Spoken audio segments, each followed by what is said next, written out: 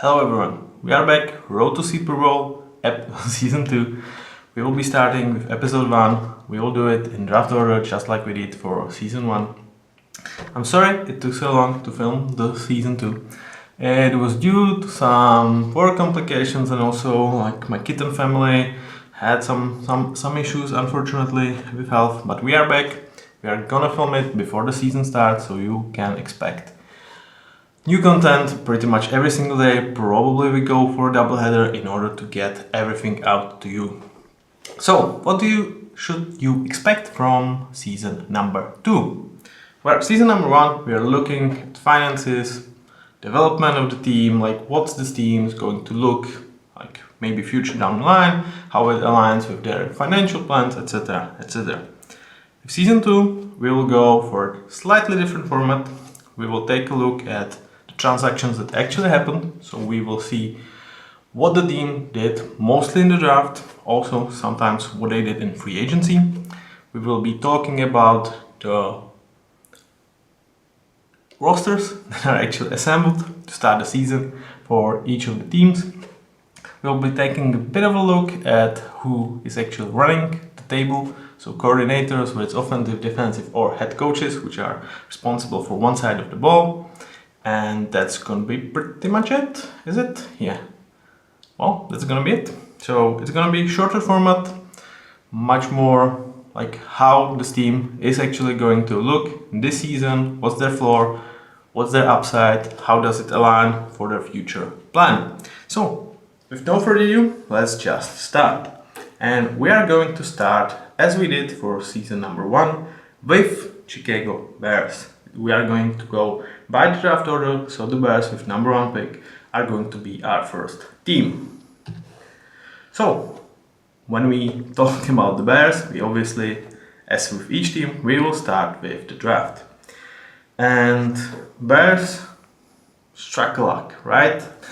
The trade they made with the Panthers, like despite the Deshaun Watson trade with between Cleveland and Houston, despite Broncos and Seahawks trade for Russell Wilson, this is the trade that I feel like benefits the one side the most, because what they've got for Bryce Young, who in the first season did not look like a future NFL superstar, to put it lightly, is just insane. Like, I'm not going to go into details because I don't want to stick it to the Panthers. They will already have to wait to be 31st reveal team in our series because they didn't have this pick that would have been the number 1 pick.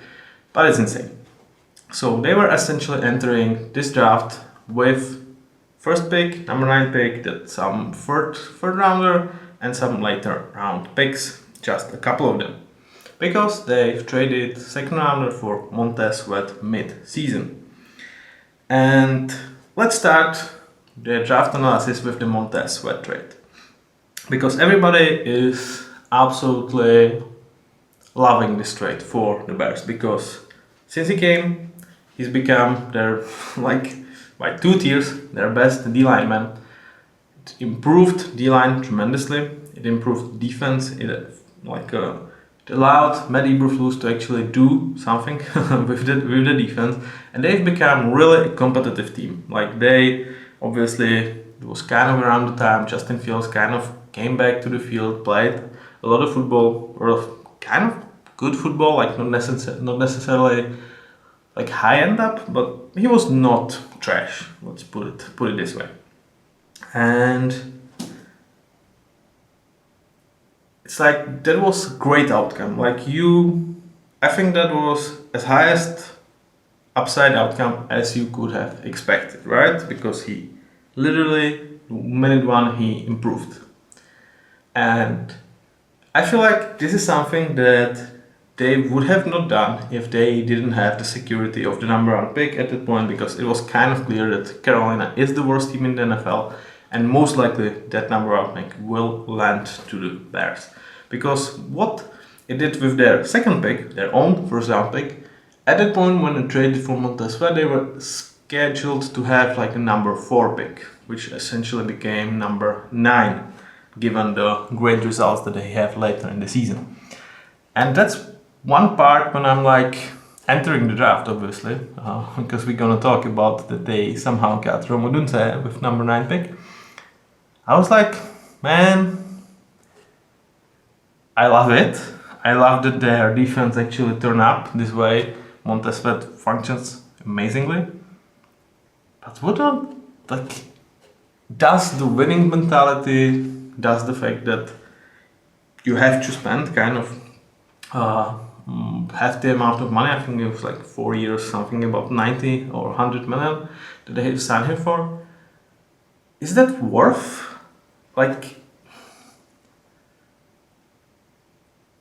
is that worth giving second round, which would have been like 37th pick if they didn't have Montesvet, because I do not think they would have ended 7 and 10 without him. I mean, it's an interesting approach. It's one that we did not really see much. That kind of losing team that it's not going to playoff, pickups high end up talent, pays him, and just essentially like kind of forces their way up to the pecking order and like lowers their own draft stock. Interesting. I would say it's interesting. It kind of signals to me that they are super eager for success, that they really kind of want it right now, rather than perhaps building the perfect team for Caleb Williams like for his year 3 or year 4. I think if that was the case, I do believe you should have played it out, end up with number 4, number 5 pick, either draft down, hoard some other capital, keep your own second round, and kind of really optimize that 3rd or 4th year of Caleb Williams' career. Right now, it seems like they are trying to be competitive a bit earlier. Is that the best approach to give them the best chance to actually win the Super Bowl? I'm going to say no, with another thing to add to it, and that's I feel like that addition actually kept Matt Eberflus' job. And that's something I view negatively towards them winning a Super Bowl. Not negatively in terms of how good they are going to be right now, or actually not even negatively that I don't think Matt Eberflus is like good head coach and very good defensive coordinator, or like very good defensive mind. But let's go to the actual draft.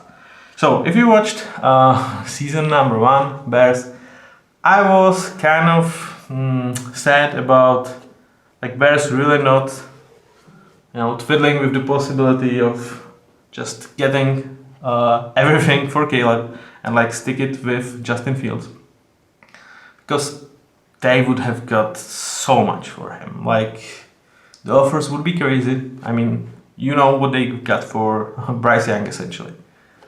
I feel like for Caleb, they would have gotten like 1.5 times more. And man, oh man, like, is Justin Fields and the ransom better than Caleb Williams? Probably not. Like, I understand why they stick up with Caleb, but I would really love to see that alternative reality, because I did not like break my leg or whatever on Justin Fields. So, but let's talk about Caleb Williams. So, obviously, absolutely special talent. I'm going to, you will see new graphics this season, where I hope this is going to allow you to watch players much more. What you can see here is what round the player was drafted, how was he drafted overall, GMR, that's my ranking of this draft. GER, it's what I feel like the public is actually saying about this pick, where he played in the college, and what was his 40-yard dash time. So with Caleb, I'm going to give them an A+, which is like kind of crazy to give a number 1 pick, because I feel like to give an A+, you have to be value for where you have been picked, you have to feel the need, and you have to be special, like a special player for where you have been drafted. So it's kind of sick to get it as number 1 pick, but man, I just couldn't differently, because the process about getting him, the fact that they were able to land in this situation in this draft when it's like one of the best drafts in late history, it's just special. So I'm not gonna give it anything less than A+. I feel like there's been so much talk about Caleb that I'm not just going to cover basics and give you maybe some negatives to look after. So his playmaking ability, his arm talent, his leadership, his kind of mentality that he understands that he is the guy. He conducts himself this way for a couple of years, so it should not be like overwhelming for him to come as kind of quote-unquote savior. I feel like he should deal with that. There is definitely top 5 QB in the league upside within Caleb. I don't think it's debatable. The things that he does are kind of special. He has an arm talent. He obviously has a scramble ability. He can use his run legs very, very well. And that's one thing when I'm going to point some negatives. So first one is his fumble issues. I don't think that's being talked a lot about.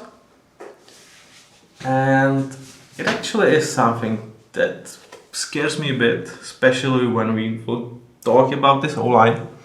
I will probably follow up on that there. And also, legs are a big part of his game. But he's going to be coached, at least year 1, by Shane Waldron. And I'm not really, as a Seahawks fan, I'm not very optimistic about this hire. And also, I don't feel like he is very well known for using his quarterback's mobility to the best advantages. And also, he is such a treasure for this team that I'm not sure if they will allow him to be this rushing threat as he would like to be, I think, or as is natural to his game. And that could be a bit of a knock on him because you want to protect him, but you are also taking away something that he is really special at, because not only that he can make plays with his feet, but unlike, for example, Jaden Daniels, he always looks to pass when he scrambles, and that's where he is absolutely deadly. So if he can keep this and kind of promise I'm not gonna really run, I'm just gonna create space for me and then put the 20-yarder out there, they could tap into it. But this could be really something that we have seen at college, and they will, let's say, underuse, especially early in his career, because you really don't want him to get injured. Let's go from Caleb to Roman Dunze, another A+ from me. I mean, Atlanta, what have you done? I'm not gonna go on this point because, yes, you would expect I'm gonna really point it out with Atlanta in their Road to Superbowl episode. I'm sorry if you guys are hearing any noises, that's just cats playing. So I hope it's not going to really mash up with anything that I'm saying. So, Rome, what's there to say? He was the third best wide receiver in this draft. But in so many drafts, he would be number 1. It just tend to happen that there was the best wide receiver draft probably in last 15 years. And he should have not fallen into their laps. Easy. And he's just absolutely a perfect fit because,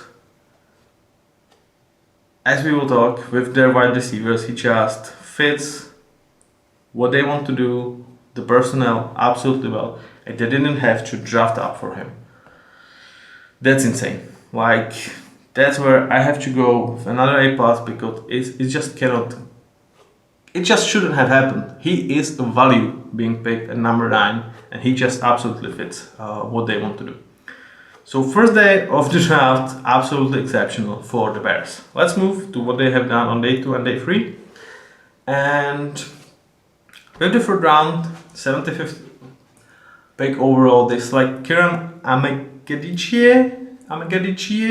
I'm sorry if I'm not really able to pronounce this correctly, and I'm not a huge fan of this pick, though I would say the general public say like, yeah, it's accurate. I think it's, first of all, I think it's a bit early for me. I would see him as like more of a fourth round, fourth to maybe even fifth. But there was like a lot of tackles of offensive linemen coming off the board really in this area of the draft, so maybe that's where they panicked a bit. And the second part why I'm not a huge fan is he's a tackle, right? And I feel like they had their starting tackle actually set up, Braxton Jones and Darnell Wright going forward. I don't see them really going from these two guys. I don't see reason they will develop, and they are already like adequate NFL starters. And Larry Borom as the backup, I'm a fan of. Like, I don't want him to start, but as a backup, I think like he's absolutely fine. So why add Kieran at this point, especially when you just don't have that many draft picks and you have holes on this roster? It's not like you don't, especially on the defensive line. So I'm not a huge fan of this one. Where I kind of changed my draft grade from like C, because I think that was originally what I had on him, is he can, or they flirt with the idea of playing him at guard, where I feel like they have much more of a need, especially like down the road for a high upside player. So that's where I'm like, okay, I can see that. I could not have seen that very much on tape, but they have a plan and I kind of trust them a bit. Then we go to Torrey Taylor. He's obviously punter, not a kicker. I'm sorry for K here. And yeah, one thing that I have not talked about are grades that are on each of the players. So DS, GS, ES, AS, and ES are elite starter, amazing starter, important starter, or impactful starter. I'm kind of going back and forth on this one. Good starter and decent starter, and then good backups and solid backups, aka GB and CB. Underneath you see the player's position, then obviously the team they play for, then the name, and then we already talked about how the draft is scheduled or like viewed on their player card. So Torrey Taylor, punter, the first kind of special teamer picked up in this year's draft, and again, it's early. It's really early, especially when you don't really have that much in terms of draft capital later, and you have holes on this roster. Like, that's, why. But on the other hand, I feel like Torrey Taylor is kind of a special punter as a prospect from college. I definitely see him as a guy that can emerge as like top 10 punter as early as like year 1 end or year 2. We will see if they will utilize him with the like special teams new kickoff structure rule. I feel like there are definitely some talks about him, because he is like, he should be like part of this game a bit. But still, like, you have holes and you are not addressing them for yet another, I would say, very valuable pick, very valuable pick within this draft. And then last one is Austin Booker, and that's the pick I love. Like, I feel like this pick kind of saves your draft beyond day one, because this is a guy that you absolutely need. Right now he's just a solid backup. He has not played a ton in college. I feel like he had about 500 snaps, but the tools are there. If he has the tools to develop into, I would say, as high as impactful starter, which some, obviously, if you have found like the tier 3 type of player, really just behind the amazing and elite in 5th round, that's exceptional. And it's also something that this team desperately needs. Kind of hope that the second edge position next to Montez Sweat will be filled with someone. Obviously, that's not going to happen right now. I don't think you should expect anything from Austin Booker this year, Perhaps some splashy plays, but not really anything special. I think he's far away from that. But there is hope. So I really like it. I think like public really liked it. I've heard that, kind of if we switched Kieran and Austin, or even like at least Austin and Torrey, I would say that they are more adequate towards draft. But that's about it. So, I mean, day 1, exceptional. Day 2 and 3, kind of saved with Austin Booker pick. So I would say good enough, definitely. And now let's switch to present you the offense of the Chicago Bears. And we start with Shane Waldron. And what is that to say? I don't like this hire. I really don't. I had to kind of suffer through Seahawks offense last year. You can ask Jason Smith-Njigba how much he likes Shane Waldron. I just don't think he utilizes the special player that he has to the best of their abilities. And do I feel like that's going to change here? I mean, well, no, kind of no.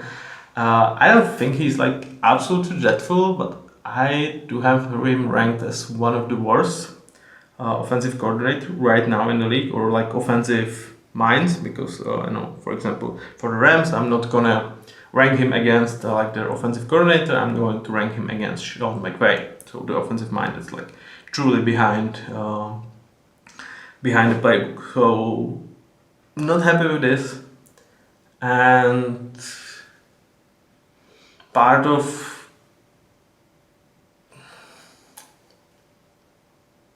frustration with this Bears offseason, because I feel like they have done so many things very well. Like I feel like they kind of went, either we do things really well or really weirdly.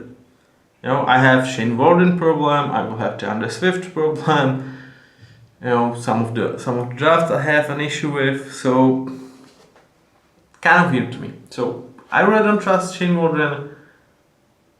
The good thing I would say about him for the Bears, if you could count as good, I really don't see him getting like head coaching job like soon.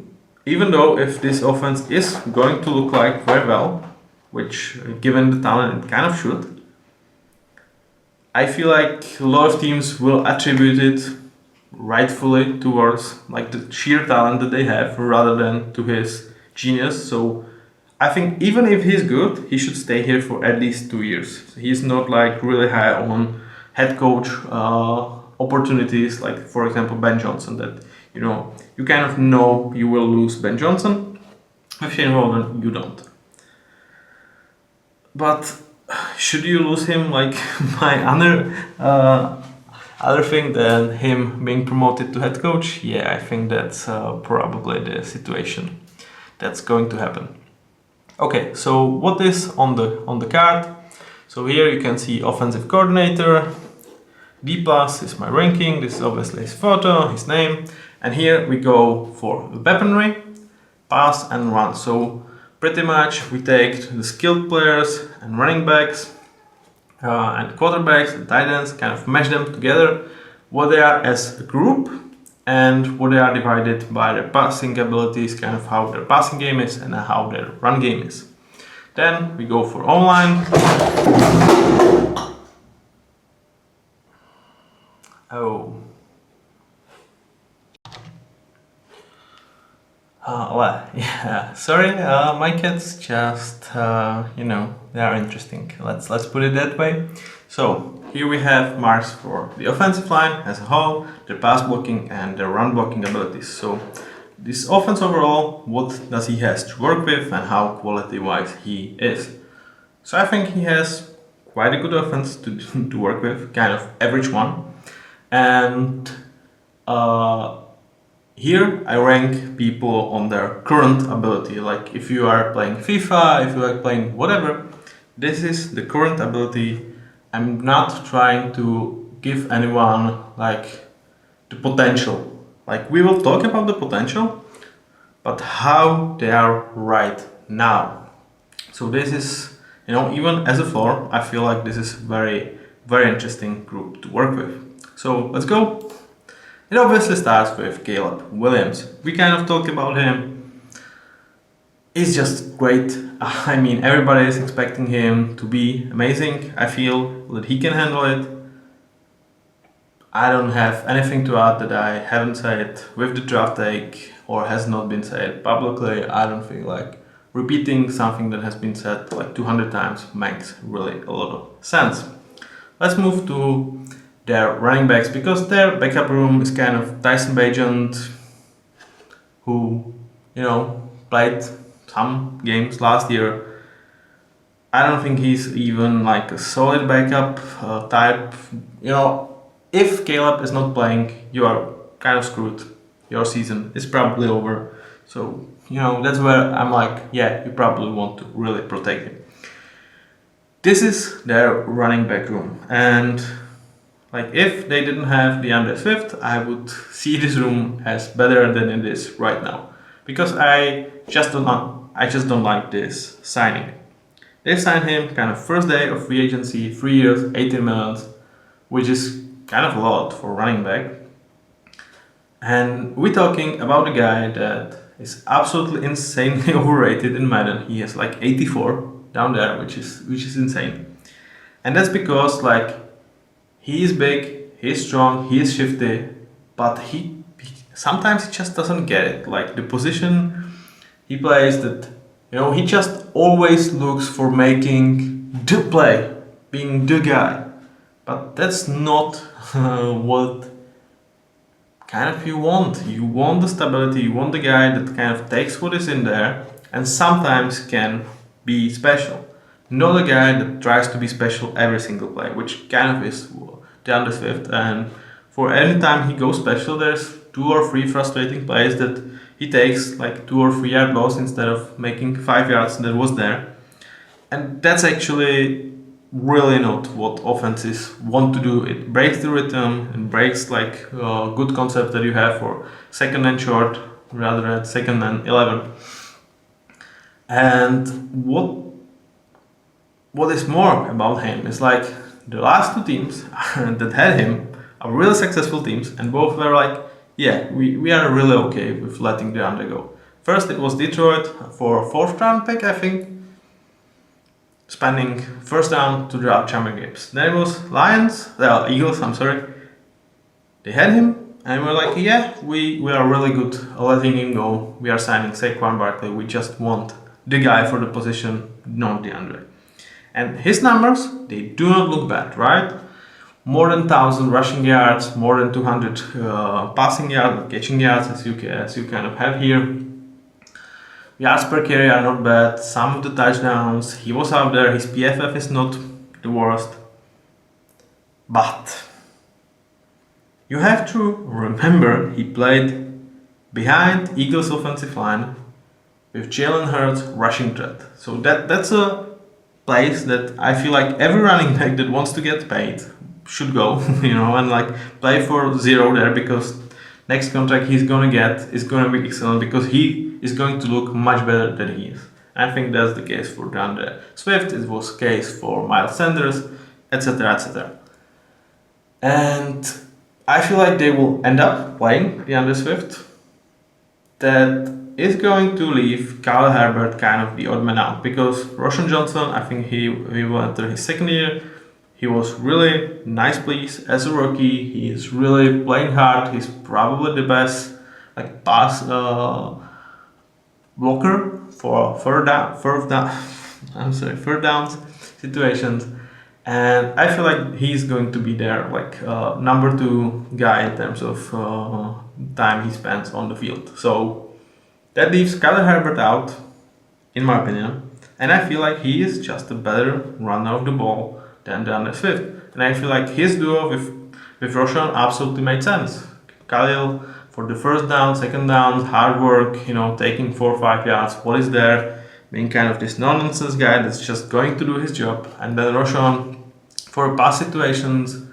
And you have really not a special duo, but nice duo. They can work together. Kyle obviously has his contract year, so he has every motivation in the world to just put his body on the line and just make sure he's gonna get paid. Right now, I don't know what is going to happen. I don't know if they will kind of keep him here because he's really a luxury for them, like in case of one of these guys gets hurt. And my prediction is kind of week 3, week 4, he's not playing, he's getting like 5 to 7 carries a game, he's unhappy, and they will trade him. Or they will kind of keep him on the bench, kind of causing really not the greatest vibes, because I think he kind of got screwed by them. Like, this is his contract here and he's not going to be allowed to fight for a really nice contract, and especially for running backs, that's hard. It's not like he's coming, obviously this is last year of his rookie deal, so he kind of got screwed, in my opinion, by the Bears, and for not really a better player, in my opinion. So my prediction is he's gonna get traded. I will make some short trade videos about, what do I expect is going to happen like later in the season. And Kyle Herbert is definitely a guy that kind of is on the trade block, in my opinion, or should be, for him as well as for the Bears. Roshan Johnson, nothing bad to say, nothing exceptional to say. I think he is definitely going to improve. I expect him to be good starter eventually in the league. Probably never like a bell cow type of running back that you want to get like 80% of the carries or 80% of the snaps, but someone that, if you complement him nicely, I think he is going to work just fine. So this running back room, really nothing special. It should get the job done, but it's kind of weirdly set up right now with the DeAndre Swift addition. Now we go to the wide receivers, and we have to start with DJ Moore, because I think it's going to be controversial with me ranking him as an elite. And I want to make one thing sure. The fact that he's going to get the same grade as Justin Jefferson does not mean that I have them as like the same player. I think Justin Jefferson or Tyreek Hill are better players than DJ Moore. But at the same time, it just feels disrespectful to not label DJ Moore as elite, because his best passing quarterback was maybe it was Justin Fields last year, which is dreadful. Like, the list of the QBs he had to work with is like ridiculous. It contains, Cam Newton, Sam Darnold of the world, like Cam Newton obviously later in his career. It's just ugly. It's just really, really ugly. He reminds me Scary Terry that we are going to talk about with the Commanders episode. But man, oh man, he just had to work with nothing, and he is producing like hell still. So for wide receivers, what you see here is PFF grade, snaps that he played last year, targets, the reception that he had, how many yards he got, and touchdowns he did, both rushing touchdowns and passing touchdowns combined here. I didn't feel like the necessity to necessarily split them up. You see, he was really special last year. Can he go like 1500 plus with Caleb Williams? Well, probably not. And the only reason for this is he's going to have pieces around him. And let's take a look about those. So I love, again, I really loved some of the moves they made in the offseason, and one of them is Keenan Allen. Like, adding this guy to the locker room, he is special player. To me, he's still an amazing starter. His biggest problem, obviously, are injuries. So if he stays healthy, you have maybe even the best duo, or definitely like top 3 wide receiver duo in the league with DJ Moore and Keenan Allen. I feel like Jalen Waddle and Tyreek Hill, or T. Higgins and Jamar Chase is kind of in the conversation as well. But these two guys are really, really special. They also complement each other very nicely. Keenan Allen is like this monster in terms of short to intermediate game. He's also, I feel like he's going to work very nicely with Caleb Williams, because he's kind of quarterback's best friend, sort of. He can find a space or when the play breaks down and just pops up open for 15-yard completion, I would look for that with Caleb. That chemistry could absolutely work. You obviously hope that he's going to stay healthy. And then we go to Rome Odunze, who is kind of mini Keenan Allen, or like Keenan Allen Jr., sort of say. Like, there's a lot of similarities between these two guys.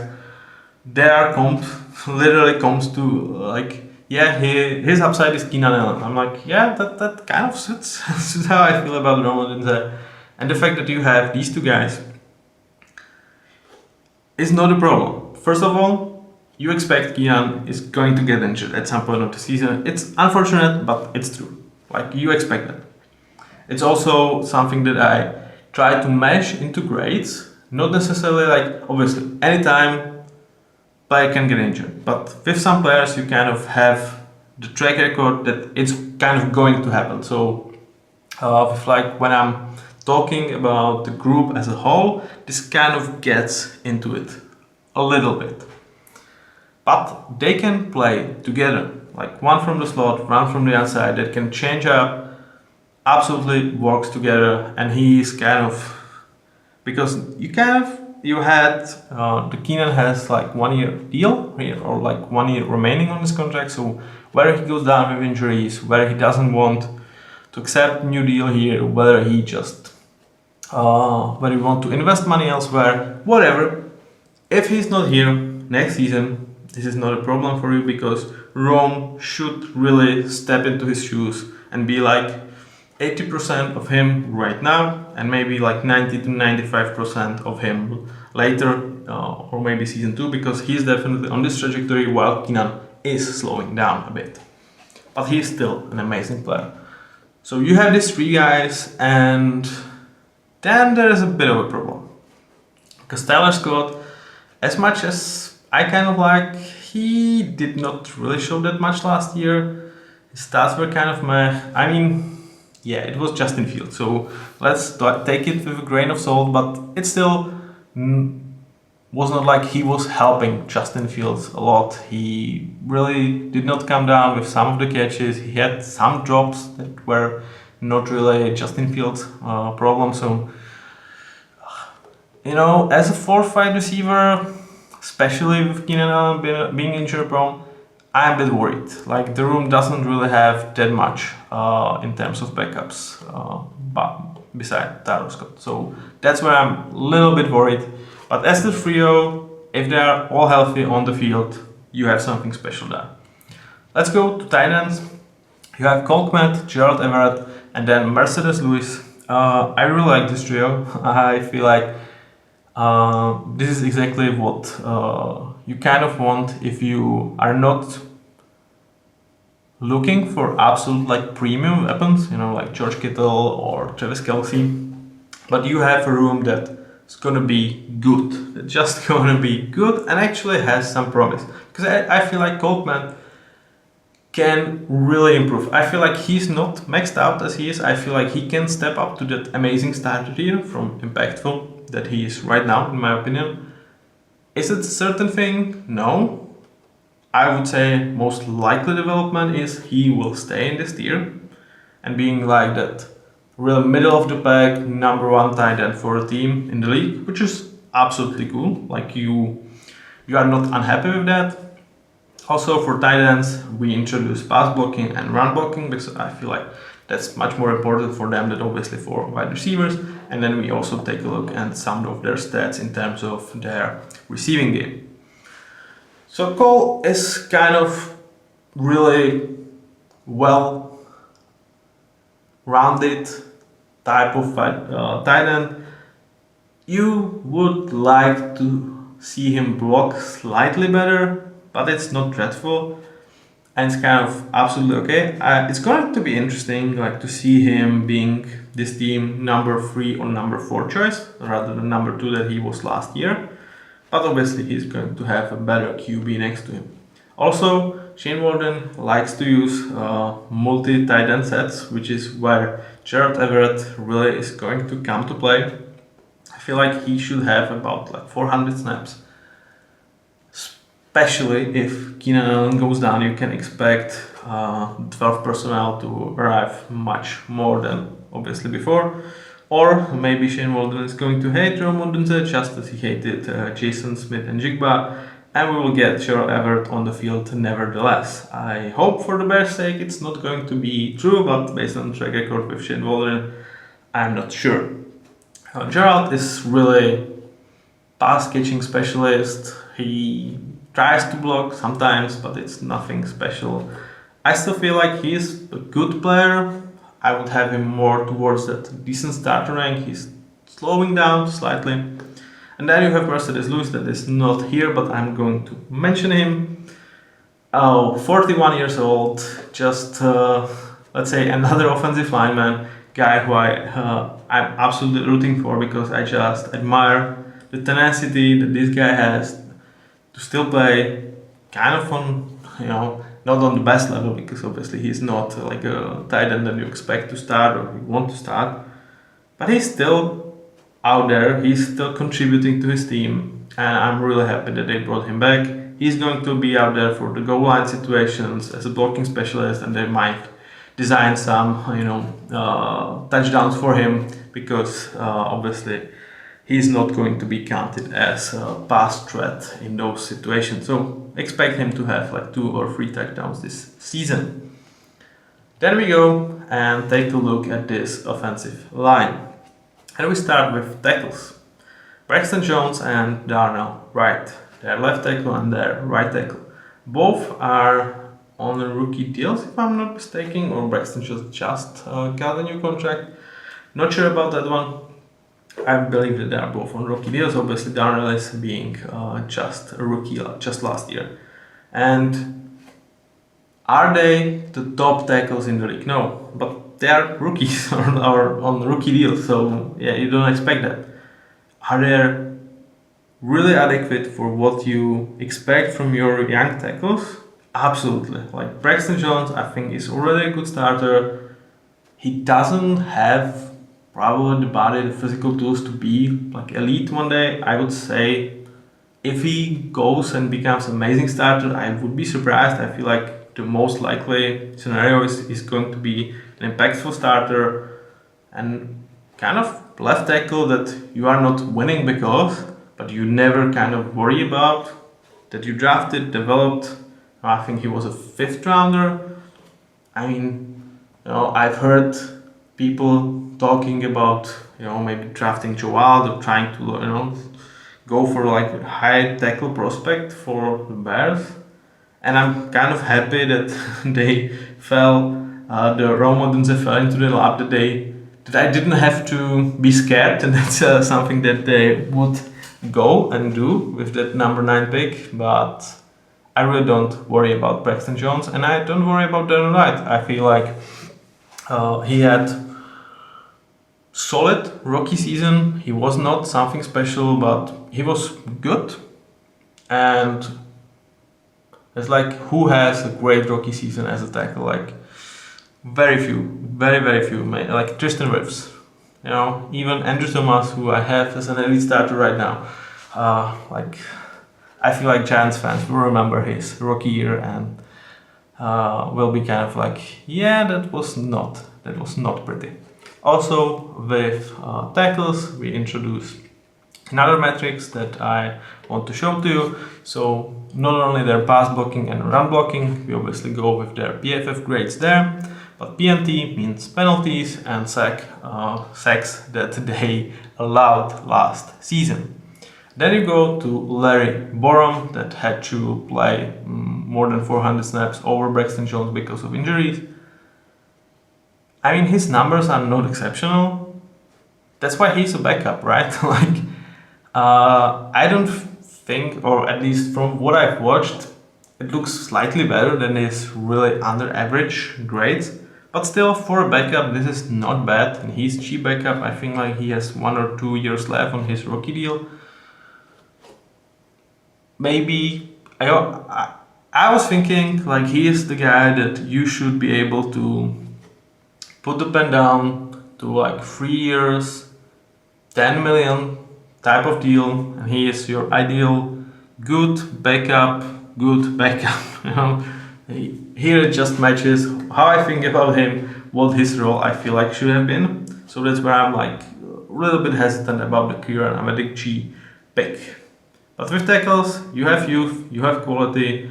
I don't think you have anything to worry about. It's not going to be a group that you win because of, but you should not. They should not be losing you games, and then they could develop into a strength of this team.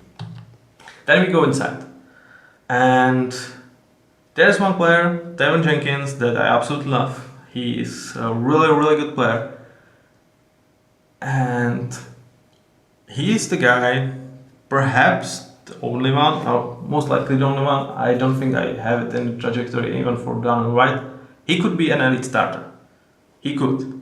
But what that would require is like magical wand and say, Tevin Jenkins, you will never be hurt again.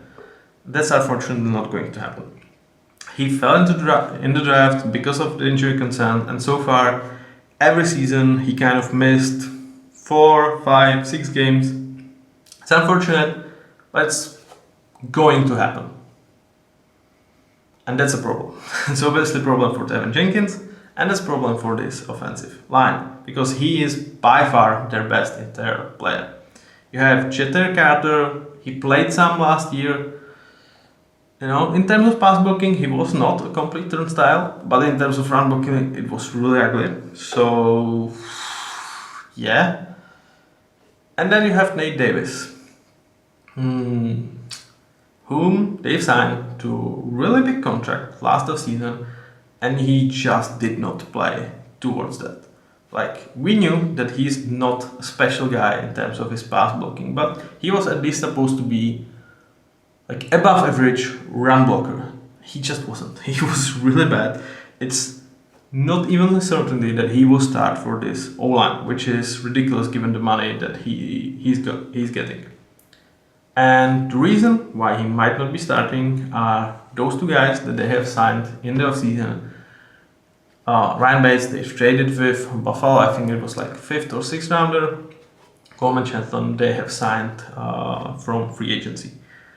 And from Lucas Patrick and Cody Whitehair, this is the upgrade to this interior, upgrade that I like. I feel like they're not giving you something special.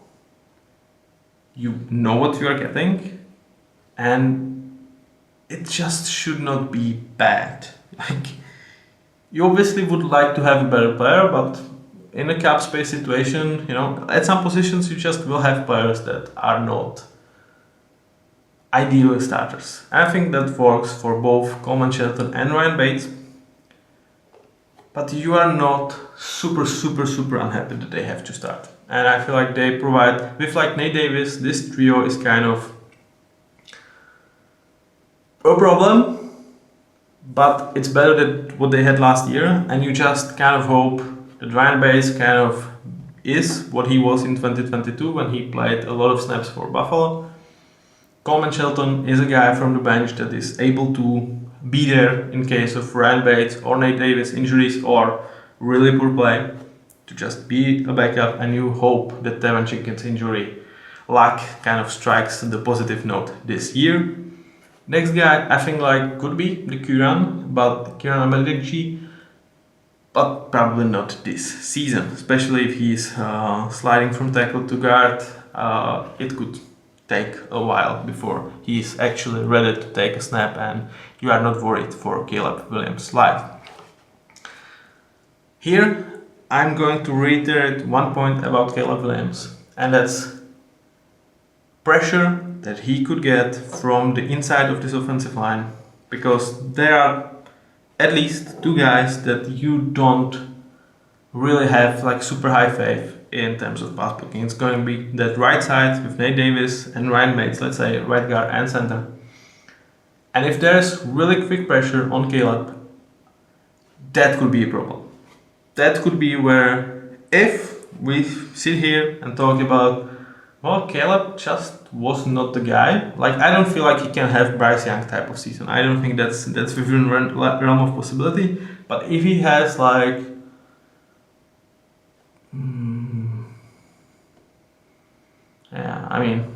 like Mac Jones first season, or like Kenny Pickett first season. It's like when, and in terms of not production, because he is obviously going to unproduce those guys, but in terms of, it was not bad, but we expected more. If that would be the place, I feel the interior of the offensive line, or Shane Waldron, is the one to blame. Because it would mean that he kind of loses the trust to this offensive line, something that happened to Justin Fields. I feel like he was bailing out of clean pockets because, next time it's not going to be clean. He's gonna get pressured within like pretty much the first step of Nate Davis. And he was like, I'd rather go and scramble than keep in structure in case of, if it's like flip a coin, if I have time or don't, I would rather act as I don't have time. That's really dangerous thing that if happens to Caleb Williams, that's where my main concern is about like how the Bears could hurt this generational prospect could be really this way. I also like his fumble issues could come to fruition, especially with the bad inside offensive line. So Tevin Jenkins injury, Nate Davis being a turnstile like he was last year, and you have a problem, Chicago. You hope this is not going to happen, but will you bet on it? Good luck. Now we go to the defensive side. We start with the head coach, because like I said, if there is head coach that I feel like is responsible for one side of the ball, he is going to be here. The rank for him is not for him as a head coach, is for this side of the ball. So I feel like in terms of defensive mind, Matt Eberflus is B+ type of guy. I don't think he's anything special, but I feel like he is above average, and some of the things that he tried to implement within this defense start to really show up on the tape end of last year, especially post Montez Sweat trade. And what he has to work with, D-line, really nothing special. It's really highly uplifted with Montez Sweat. Also for this D-line, I do add linebackers into this part, not to the secondary part. They were kind of weird as linebackers kind of are to where to fit them in this ranking, so they are mostly fitted here within this defensive line. So their coverage is not, kind of doesn't have its own box here, but it's a bit in the pass rush department, because better pass rush means kind of better coverage because you don't have to cover for that long. That's kind of my, not theory, but that's how these ranks are combined. So D-line plus linebackers, I think a C+ is definitely lifted by Montez Sweat, and very good linebacker trio. Then the secondary, one of the better in the leagues. I think the grade B is absolutely adequate. I feel like the cornerback room is very, very well set up, and I like their safeties as well. So let's check these guys out and see if you come to the same conclusion as I have. So we'll start with the edge group. And there is Montez Sweat, first guy in NFL history to lead 2 teams in sacks in one season. That kind of tells you how Washington kind of really sacked their season, letting go Chase Young and Montez Sweat like middle of the season, middle of the year, and how shitty this defensive line was in generating pressure pre-Montez Sweat or like without Montez Sweat. He had 16 sacks. Obviously, it was like 8-8 for both teams. I'm not really sure. Here, let's again say what these numbers are. It's PFF grades and kind of raw numbers. So PFF, how many snaps he played, his pass rushing grade, his run defense grade, the amount of sacks, sorry, and amount of stops he made against run. Obviously, with rookies, we are keeping their kind of draft profile, and here we have another kind of normal player. So Montez Sweat, I have him as an impactful starter. Some would say he should be higher, like an amazing guy. And I mean, to me, I'm not there yet. I think I'm gonna get there during the season. I really project him to like step it up a notch for me to get to that amazing start. I don't think he's ever going to be elite, but he's kind of, for me, he's that guy that kind of is on the verge of important and amazing. It's a bit of, does he look way too good because he just doesn't have anyone around? That's a bit of my concern when, like, I hesitate to give him that amazing starter role or amazing starter grade. But what is there to say? He had really good season. He got paid. Again, you could have had number 4 pick. You could have had your second rounder and 25 million a year in bank and not have Montez Sweat. And probably not have Matt Eberflus. You know, retrospectively, I would still not do this because the impact it has keeping Matt Eberflus that I just don't think has potential to be like the top 5 defensive coach, and really having some young offensive mind come and coach Caleb Williams, because let's face it, that's as good of a prospect that you can offer to ascending offensive coach. Well, you have Caleb Williams, DJ Moore, Keenan Allen. What the fuck do you want more? Sorry guys for swearing. Also, with number 4 pick, if they had him, they could have Marvin Harrison. Just saying, you know, just saying. DJ Moore, Keenan Allen, Marvin Harrison, with Caleb Williams and, you know, Dave Canales.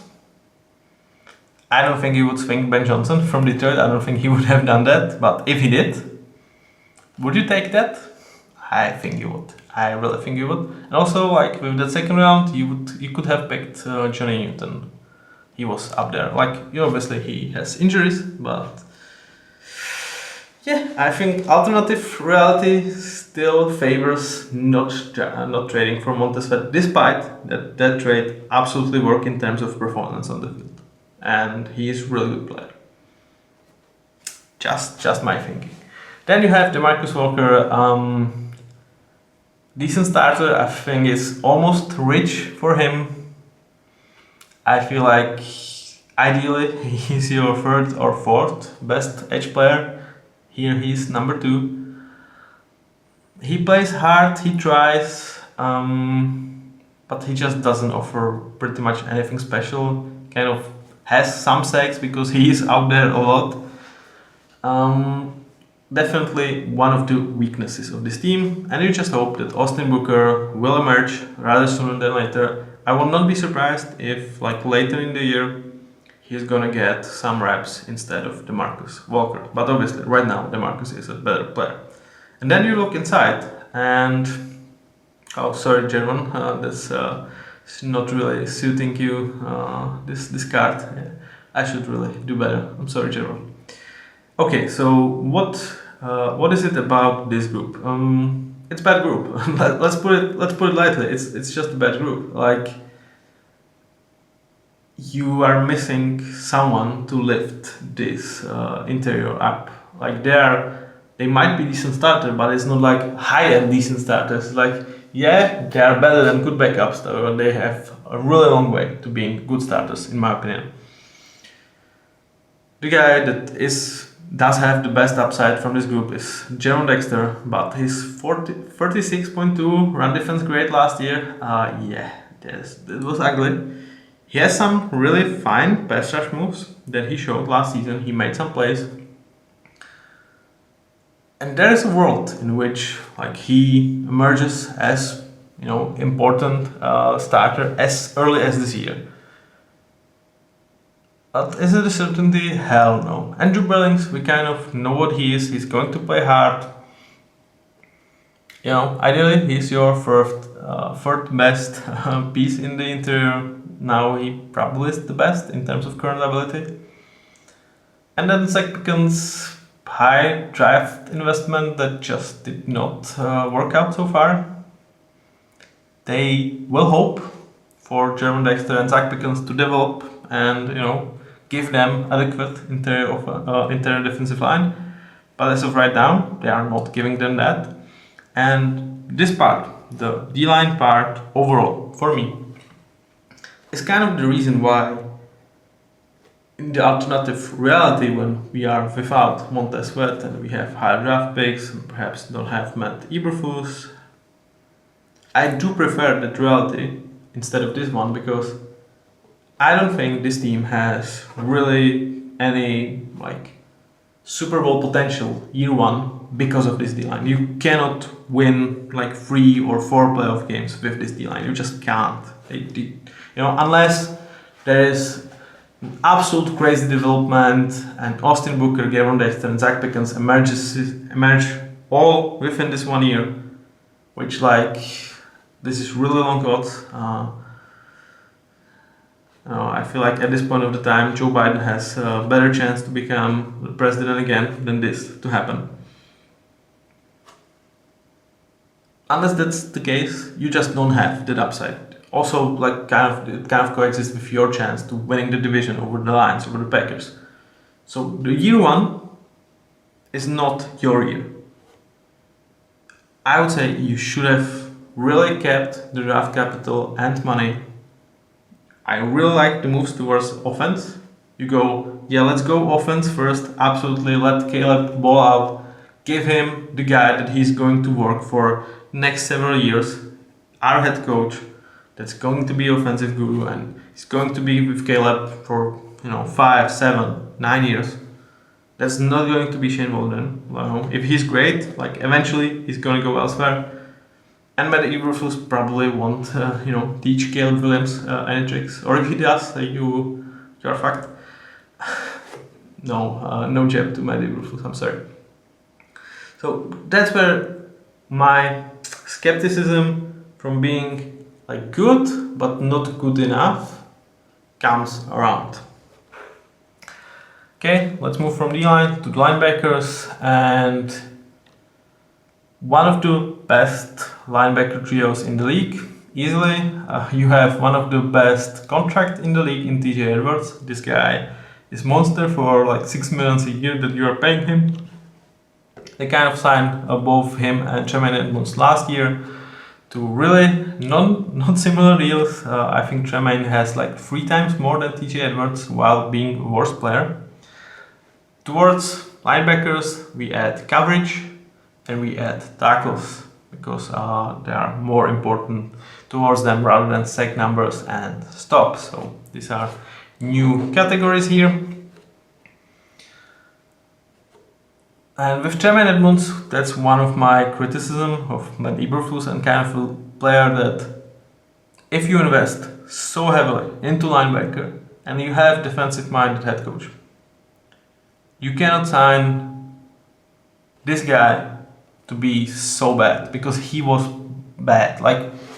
Not bad in terms of, one of the worst linebackers in the game, but bad coming to the contract. He's essentially played 5th or 6th best linebacker in the league, and he played 40th best, 30th, something like that.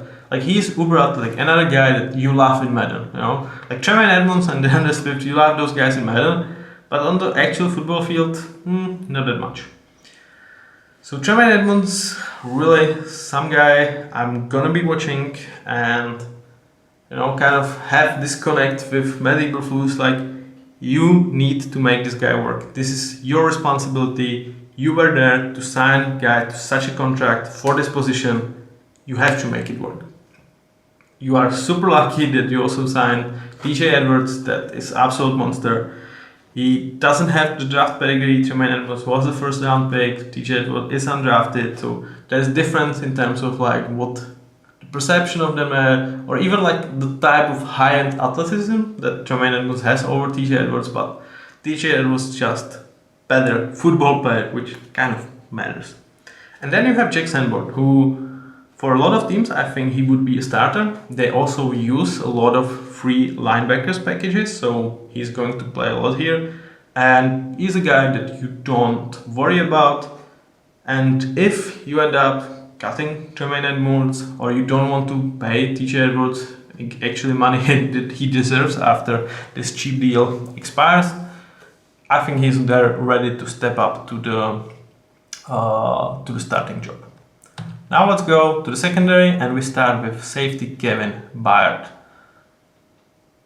A guy that I would say higher than the rest, than a lot of people. And this kind of, you could say, for DeAndre Swift, you were like, well, 2 teams that had him, let him go. That's just the same that happened to Kevin Byard. And the Eagles actually had to eat some chunk of his salary to let him go. Well, yes. But, but. First of all, I feel like he arrived to the Eagles last year that kind of week to week went just apeshit. Like, I don't know what happened there. Locker room stuff, most likely there are some like Nick Sirianni versus perhaps AJ Brown, Hurts. There are some rumors about what happened there, but they were from like being top 3 team, Super Bowl contenders, to losing to pretty much anyone. And that kind of ended up with them being embarrassment against the Buccaneers. So he came to that situation. Was it really his fault that it went haywire, or like that he didn't look out there? One problem that you've seen on his Eagles tape was he seemed to lost a bit of a speed. Okay, fair enough. But he's still a good player. He's still a very high IQ player. He plays hard. His run defense does not come down. And for this team, when you have a lot of young speed cornerbacks next to you that can be schemed to maybe cover that weakness of yours, I think he's a really nice fit. So I really like the signing. Also, we introduced one new stat, that is passer rating when thrown at. So when you were targeting Kevin Byard, you could have your way with him when you are QB. But still, good player in my opinion. Like 2 years ago, he would be considered like top 5 safety in the league. He's not that anymore. But for what he is, for the price you got, one of my favorite signings for the Bears. The rest of the safety group, it should start with Jaquan Brisker, who really has the potential to overcome Kevin Byard in terms of pecking order and quality. There is not really many bad things to say. Some might be that decent starter is low on him. I'm like, yeah, to me he really is like twiddling with that higher grade for me. So the guy, definitely a guy that you can expect me to most likely change a grade. But as of right now, I think of him as a decent starter, as I do about Jonathan Owens, but he is on the other side of the spectrum. Like he's much more towards that backup role. And here he should be number 3 safety, which again, I feel like is definitely a position for him. So for the safety room, while you don't have anything special, especially not with Elijah Hicks, 153.9 passer rating, that's ugly. His coverage grade was really shitty last year. While you don't have anything special, this again, like similar to, let's say, running backs or tackles. This is a group that has some potential upside, Jaquan Brisker, Darren White, Roshan Johnson, and it should be good enough to not be a liability. And you have some nice depth. So that kind of covers the tackles, running backs, tight ends even, and safeties. That's where I really like the way this roster is constructed. I really feel like they are doing a very nice job, with the exception of the running back room, which I really disagree with DeAndre Swift signing.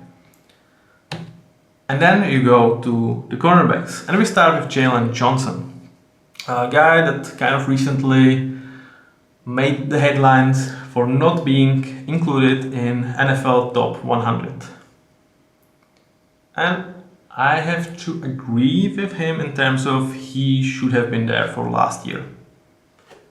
Do I have him as my top 100 players like entering the season? I think he's on the verge. I can see him not being in there. And one reason for it, despite being an amazing starter, in my opinion, is his injury concerns. He is like similar to Tevin Jenkins. He is going to miss games. 3-4 a year. And it's not like bad luck injuries. It's just recurrence. It's just something that will happen. You kind of know.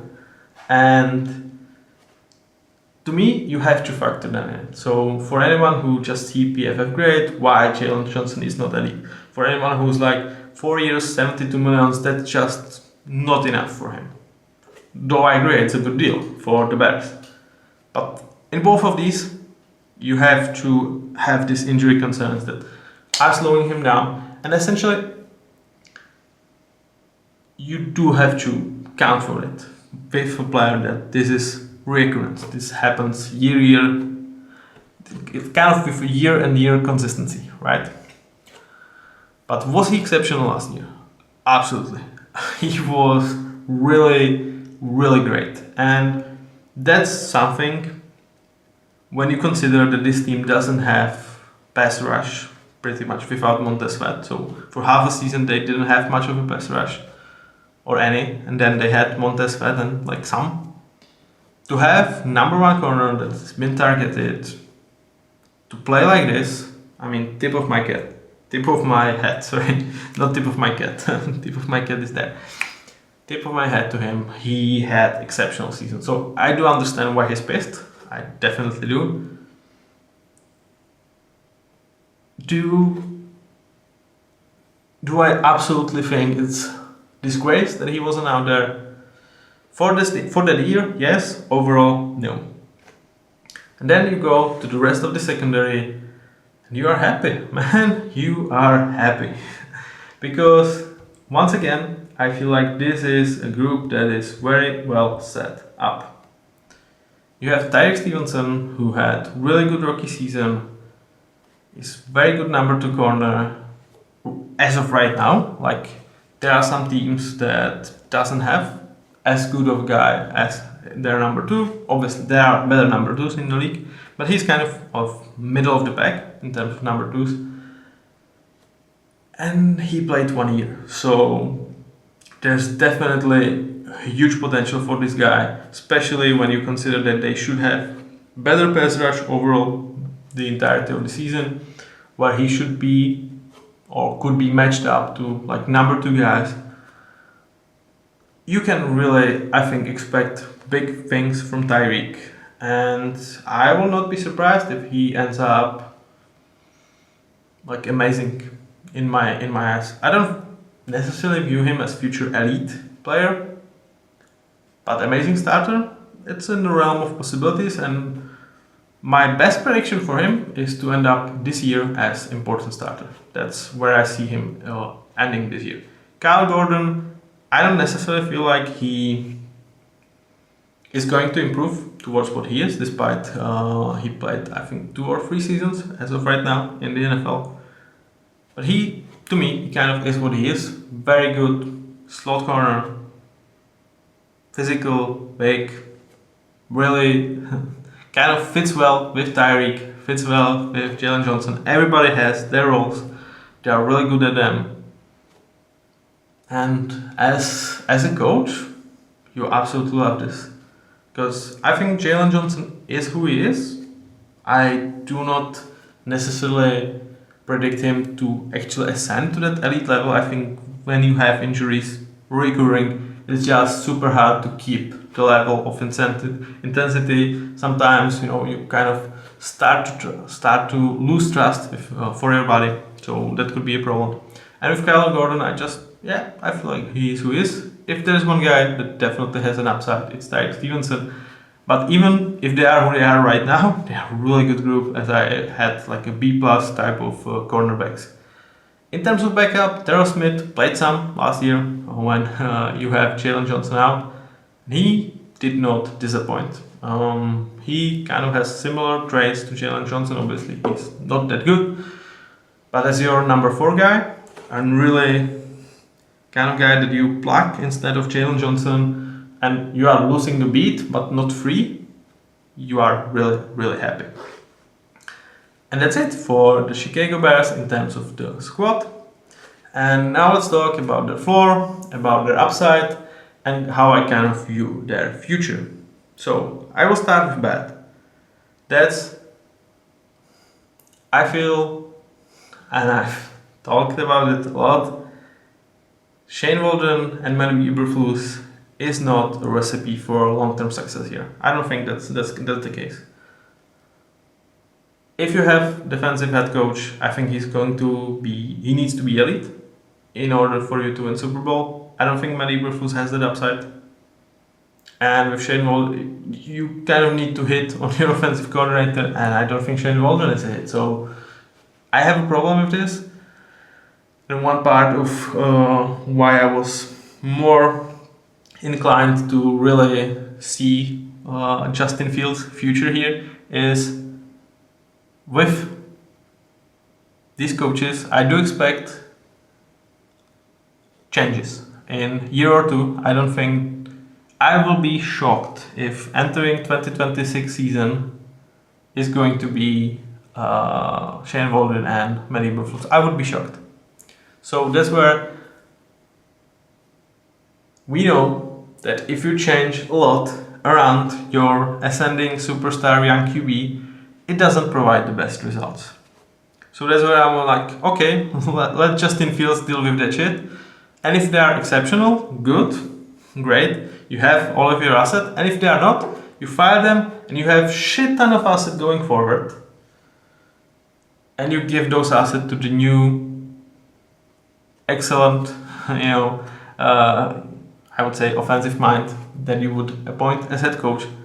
That again, you would be entering exceptional situation, like so much draft capital, really a lot of great players, you see my point. So in terms of long-term success, I think this one is going to hold them back. But other than that, Caleb Williams, there is a Super Bowl in his future. I think that, and will it happen during his rookie contract? It might.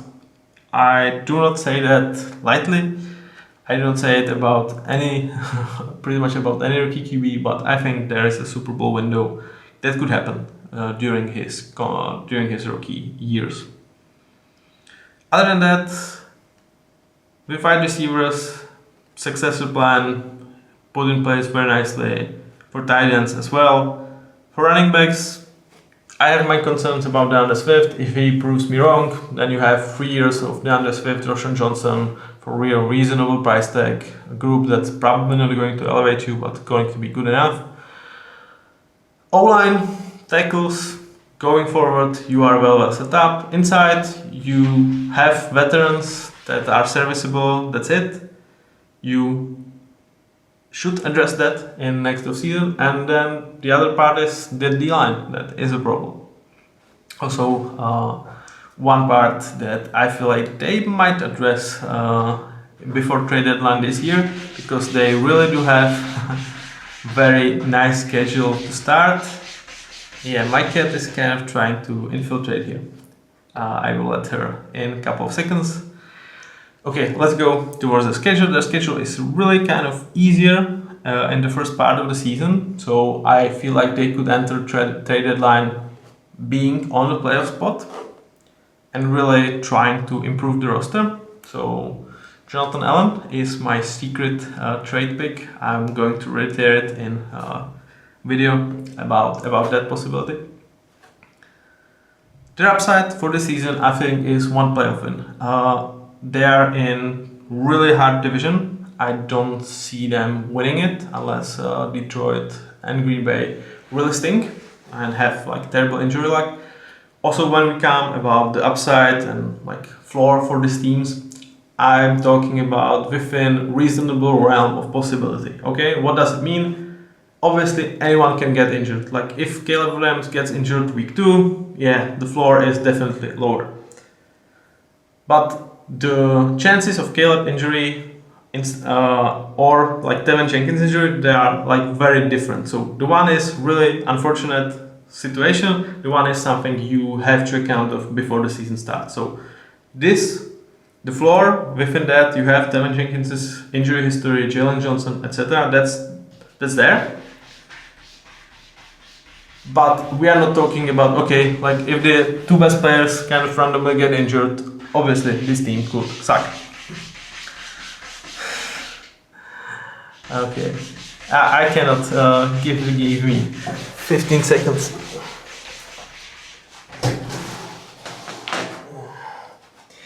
Needy cat, really needy cat. Okay, let's continue. So floor, 7 wins. I just don't see them being lower than that, given that they were already 7-10 last year.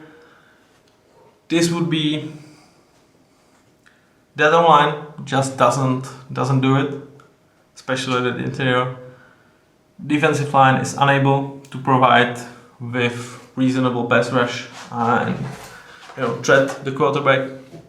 And you are in really tough division, so there is a world that you go 1-5 against this division, and I will not be shocked. Like losing twice to Lions, yeah, that can happen. Losing twice to Packers with Jordan Love, yeah, that can happen. Splitting with Vikings, if you are not in a good position, going to Vikings, okay, with Sam Darnold, but still, you can lose there. You're probably going to be favored in that game, but it's not like you cannot lose there. So I think 7 wins is kind of the floor. Again, like devil in my head said, that would not be the worst thing, because it would mean you draft high. Next year, draft is really like loaded with some interesting alignments, so you would be very well placed to draft one of the top pieces, as well as getting rid of Shane Waldron and add Matt Eberflus. So maybe sucking this year could be beneficial in the long term, although it's not something I wish to the Bears or to Matt Eberflus. Like, this is not personal, please. Never ever assume that anything I'm saying is like personal. If there was something, I will say it. I will have some personal stuff about like what Denver did to Russell Wilson. As you see behind me, Russell Wilson is kind of my guy, so I will be personal there a bit. I will definitely be personal with the Seahawks because they are my team. But other than that, anything I'm saying, just my opinion. Well, nothing against Matt Eberflus as a person or any of these players as a person. Please take it that way. So that's the floor. The upside, 10 wins, I think, is the upside for this team. It means Nate Davis has better season than he has last year. Tevin Jenkins and Jalen Johnson kind of miss two games or less. Caleb Williams is who we think he is. Keenan Allen also doesn't go down for a prolonged period of time. Shane Waldron shows better offense management than he did in Seattle. But still, the competition that they will have to face, I think it's going to be really hard to go over 10 wins. But 10 wins could or should be a playoff spot.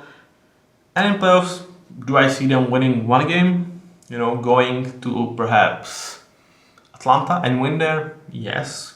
I think that's within the realm of possibility, but I would not really have them. Anything beyond that would be really outlier in my opinion. So as 6 wins would be outlier on the other side, winning more than one game in the playoffs or actually having a bye would be really big outlier for the Bears in terms of positive upside.